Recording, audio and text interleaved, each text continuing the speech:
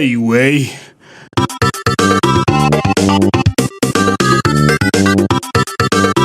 Sí, pero no. ¿A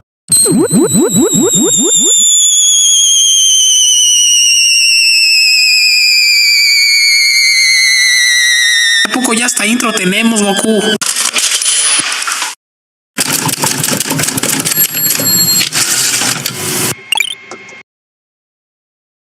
Puesto que voy a ocuparme de algunos aspectos del cuento como género literario, y es posible que algunas de mis ideas sorprendan o choquen a quienes las escuchen, me parece de una elemental honradez definir el tipo de narración que me interesa, señalando mi especial manera de entender el mundo.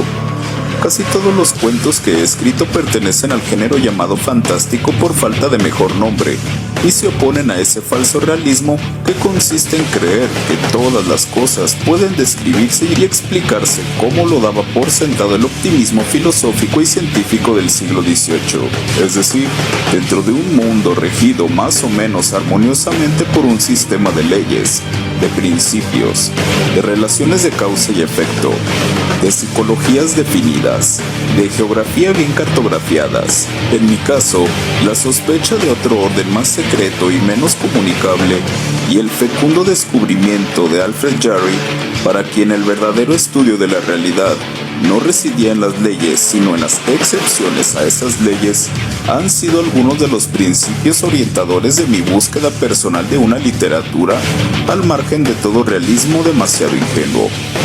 Por eso, si en las ideas que siguen encuentran ustedes una predilección por todo lo que en el cuento es excepcional, trátese de los temas o incluso de las formas expresivas. Creo que esta presentación de mi propia manera de entender el mundo explicará mi toma de posesión y mi enfoque del problema. En último extremo, podrá decirse que solo he hablado del cuento tal y como yo lo practico, y sin embargo, no creo que sea así. Tengo la certidumbre de que existen ciertas constantes, ciertos valores que se aplican a todos los cuentos, fantásticos o realistas, dramáticos o humorísticos, y pienso que tal vez sea posible mostrar aquí esos elementos invariables que dan a un buen cuento su atmósfera peculiar y su calidad de obra de arte. La oportunidad de cambiar ideas acerca del cuento me interesa por diversas razones. Vivo en un país donde este género tiene poca vigencia, aunque en los últimos años se nota, entre escritores y lectores, un interés creciente por esa forma de expresión. De todos modos, mientras los críticos siguen acumulando teorías y manteniendo enconadas polémicas acerca de la novela, casi nadie se interesa por la problemática del cuento. Vivir como cuentista en un país donde esta forma expresiva es un producto casi exótico obliga forzosamente a buscar en otras literaturas el alimento que allí falta. Poco a poco, en sus textos originales o mediante traducciones, uno va acumulando casi rencorosamente una enorme cantidad de cuentos del pasado y del presente, y llega el día en que puede hacer un balance, intentar una aproximación valorativa a ese género de tan difícil definición, tan huidizo en sus múltiples y antagónicos aspectos, y en última instancia tan secreto y replegado en sí mismo. Caracol del lenguaje, hermano misterioso de la poesía en otra dimensión del tiempo literario. Pero además de ese alto en el camino que todo escritor debe hacer en algún momento de su labor, hablar del cuento tiene un interés especial para nosotros, puesto que casi todos los países americanos de lengua española le están dando al cuento una importancia excepcional que jamás había tenido en otros países latinos como Francia o España. Entre nosotros, como es natural en las literaturas jóvenes, la creación espontánea precede casi siempre el examen crítico, y está bien que así sea. Nadie puede pretender que los cuentos solo deban escribirse luego de conocer sus leyes. En primer lugar, no hay tales leyes. A lo sumo, cabe hablar de puntos de vista, de ciertas constantes que dan una estructura a ese género tan poco encasillable. En segundo lugar, los teóricos y los críticos no tienen por qué ser los cuentistas mismos, y es natural que aquellos solo entren en escena cuando exista ya un acervo, un acopio de literatura que permita indagar y esclarecer su desarrollo y sus cualidades. En América, tanto en Cuba como en México, Chile o Argentina, Una gran cantidad de cuentistas trabaja desde comienzos de siglo, sin conocerse entre sí, descubriéndose a veces de manera casi póstuma, frente a ese panorama sin coherencia suficiente, en el que pocos conocen a fondo la labor de los demás. Creo que es útil hablar del cuento por encima de las particularidades nacionales e internacionales, porque es un género que entre nosotros tiene una importancia y una vitalidad que crecen día en día. Alguna vez serán las antologías definitivas, como las hacen los países anglosajones, por ejemplo, y se sabrá hasta dónde hemos sido capaces de llegar. Por el momento, no me parece inútil hablar del cuento en abstracto. Si nos hacemos una idea convincente de esa forma de expresión literaria, ella podrá contribuir a establecer una escala de valores para esa antología ideal que está por hacerse. Hay demasiada confusión, demasiados malentendidos en este terreno. Mientras los cuentistas siguen adelante su tarea, ya es tiempo de hablar de esa tarea en sí misma, al margen de las personas y de las nacionalidades. Es preciso llegar a tener una idea viva de lo que es el cuento, y eso es siempre difícil en la medida en que las ideas tienden a lo abstracto, a desvitalizar su contenido, mientras que a su vez, la vida rechaza angustiada ese lazo que quiere echarle la conceptualización para fijarla y categorizarla. Pero si no tenemos una idea viva de lo que es el cuento, habremos perdido el tiempo, porque un cuento, en última instancia, se mueve en este plano del hombre donde la vida y la expresión escrita de esa vida libran una batalla fraternal. Si se me permite el término, el resultado de esa batalla es el cuento mismo, una síntesis viviente a la vez que una vida sintetizada, algo así como un temblor de agua dentro de un cristal, una fugacidad en una permanencia. Solo con imágenes se puede transmitir esa alquimia secreta que explica la profunda resonancia que un gran cuento tiene entre nosotros, y que explica también por qué hay muchos cuentos verdaderamente grandes. Para entender el carácter peculiar del cuento, se le suele comparar con la novela, género mucho más popular y sobre el cual abundan las perspectivas. Se señala, por ejemplo, que la novela se desarrolla en el papel, y por lo tanto, en el tiempo de la lectura, sin otro límite que el agotamiento de la materia novelada. Por su parte, el cuento parte de la noción de límite, y en primer término, del límite físico, al punto que en Francia, cuando un cuento excede las 20 páginas, toma ya el nombre de nouvelle, género a caballo entre el cuento y la novela propiamente dicha. En ese sentido, la novela y el cuento se dejan comparar analógicamente con el cine y la fotografía, en la medida en que una película es en principio un orden abierto, novelesco, mientras que una fotografía lograda presupone una ceñida limitación previa, impuesta en parte por el reducido campo que abarca la cámara y por la forma en que el fotógrafo utiliza estéticamente esa limitación. No sé si ustedes han oído hablar de su arte a un fotógrafo profesional. A mí siempre me ha sorprendido el que se exprese tal como podría serlo un cuentista en muchos aspectos. Definen su arte como una aparente paradoja, la de recortar un fragmento de la realidad, fijándole determinados límites, pero de manera tal que ese recorte actúe como una explosión que abre de par en par una realidad mucho más amplia, como una visión dinámica que trasciende espiritualmente el campo abarcado por la cámara, mientras en el cine, como en la novela, la captación de esa realidad más amplia y multiforme se logra mediante el desarrollo de elementos parciales, acumulativos, que no excluyen, por supuesto, una síntesis que dé el clímax de la obra.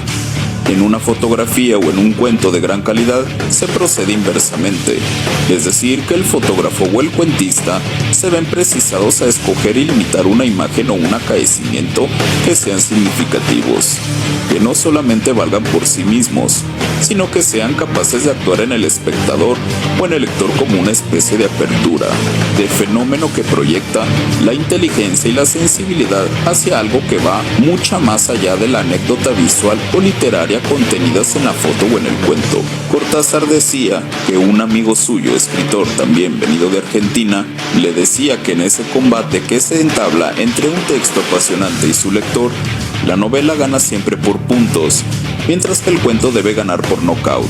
Es cierto, en la medida en que la novela acumula progresivamente sus efectos en el lector, mientras que en un buen cuento es incisivo, mordiente, sin cuartel desde las primeras frases. No se entienda esto demasiado literalmente. porque el buen cuentista es un boxeador muy astuto, y muchos de sus golpes iniciales pueden parecer poco eficaces cuando, en realidad, están minando ya las resistencias más sólidas del adversario. Tomen ustedes cualquier gran cuento que prefieran y analicen su primera página. Me sorprendería que encontraran elementos gratuitos, meramente decorativos. El cuentista sabe que no puede proceder acumulativamente, que no tiene por aliado al tiempo. Su único recurso es trabajar en profundidad, verticalmente, sea hacia arriba o hacia abajo del espacio literario. Y esto, de así expresado, parece una metáfora. Expresa sin embargo lo esencial del método. El tiempo del cuento y el espacio del cuento tienen que estar como condenados, sometidos a una alta presión espiritual y formal para provocar esa apertura a que me refería antes. Basta preguntarse por qué un determinado cuento es malo. No es malo por el tema, porque en literatura no hay temas buenos ni temas malos. Solamente hay un buen o un mal tratamiento del tema. Tampoco es malo porque los personajes carecen de interés, ya que hasta una piedra es interesante cuando de ella se ocupan un Henry James o un Franz Kafka. Un cuento es malo cuando se lo escribe sin esa tensión que debe manifestarse desde las primeras palabras o las primeras escenas. Y así podemos adelantar, ya que las nociones de significación, de intensidad y de tensión han de permitirnos, como se verá, acercarnos mejor a la estructura misma del cuento. Decíamos que el cuentista trabaja con un material que calificamos de significativo. El elemento significativo del cuento parecería residir principalmente en su tema, en el hecho de escoger un acaecimiento real o fingido que posea esa misteriosa propiedad de irradiar algo más allá de sí mismo, al punto que un vulgar episodio doméstico, como ocurre en tantos admirables relatos de una Catherine Mansfield o un Sherwood Anderson, se convierta en el resumen implacable de una cierta condición humana, o en el símbolo quemante de un orden social o histórico. Un cuento es significativo cuando quiebra sus propios límites con esa explosión de energía espiritual que ilumina bruscamente algo que va mucho más allá de la pequeña y a veces miserable anécdota que cuenta. Pienso, por ejemplo, en el tema de la mayoría de los admirables relatos de Anton Chekhov, que hay allí que no sea tristemente cotidiano, mediocre, muchas veces conformista o inútilmente rebelde. Lo que se cuenta en esos relatos es casi lo que de niños, en las aburridas tertulias que debíamos compartir con los mayores, escuchábamos contar a los abuelos o a las tías. La pequeña insignificante crónica familiar de ambiciones frustradas, de modestos dramas locales, de angustias a la medida de una sala, de un piano, de un té con dulces. Y sin embargo, los cuentos de Catherine Mansfield, de Chekhov, son significativos. Algo estalla en ellos mientras los leemos y nos proponen una especie de ruptura de lo cotidiano que va mucho más allá de la anécdota reseñada. Ustedes se han dado ya cuenta de que esa significación misteriosa no reside solamente en el tema del cuento, porque en verdad la mayoría de los malos cuentos que todos hemos leído contienen episodios similares a los que tratan los autores nombrados. La idea de significación no puede tener sentido si no la relacionamos con las de intensidad y de tensión, que ya no se refieren solamente al tema sino al tratamiento literario de ese tema, a la técnica empleada para desarrollar el tema, y es aquí donde, bruscamente, se produce el deslinde entre el buen y el mal cuentista.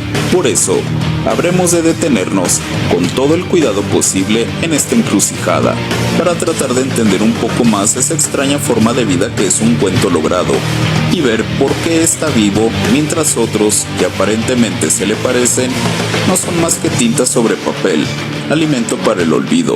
Miremos la cosa desde el ángulo del cuentista y en este caso, obligadamente, desde mi propia versión del asunto. Un cuentista es un hombre que de pronto, rodeado de la inmensa algarabía del mundo, comprometido en mayor o menor grado con la realidad histórica que lo contiene, escoge un determinado tema y hace con él un cuento. Escoger un tema no es tan sencillo. A veces el cuentista escoge y otras veces siente como si el tema se le impusiera irresistiblemente. Lo empujará a escribirlo. En mi caso, la gran mayoría de mis cuentos fueron escritos, ¿cómo decirlo?, al margen de mi voluntad. ¡Escribe o moriré! por encima por debajo de mi conciencia razonante, como si yo no fuera más que un medium por el cual pasaba y se manifestaba una fuerza ajena. Pero eso, que puede depender del temperamento de cada uno, no altera el hecho esencial, y es que en un momento dado hay tema, ya sea inventado o escogido voluntariamente, o extrañamente impuesto desde un plano donde nada es definible. Hay tema, repito, y ese tema va a volverse cuento. Antes que ello ocurra, ¿qué podemos decir del tema en sí? ¿Por qué ese tema y no otro? ¿Qué razones mueven consciente o inconscientemente al cuentista para escoger un determinado tema? Un acercamiento de respuesta lo veremos en el siguiente video.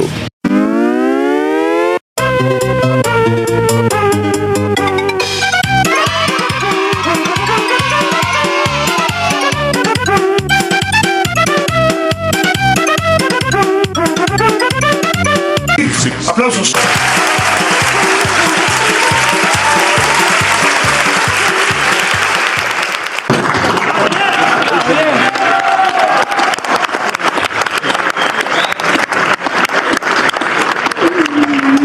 ¡Qué hijo de puta!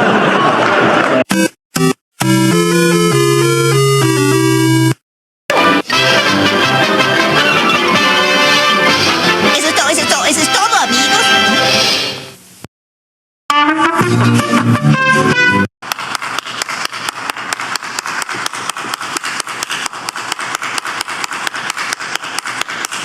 ¡Lárgate de aquí!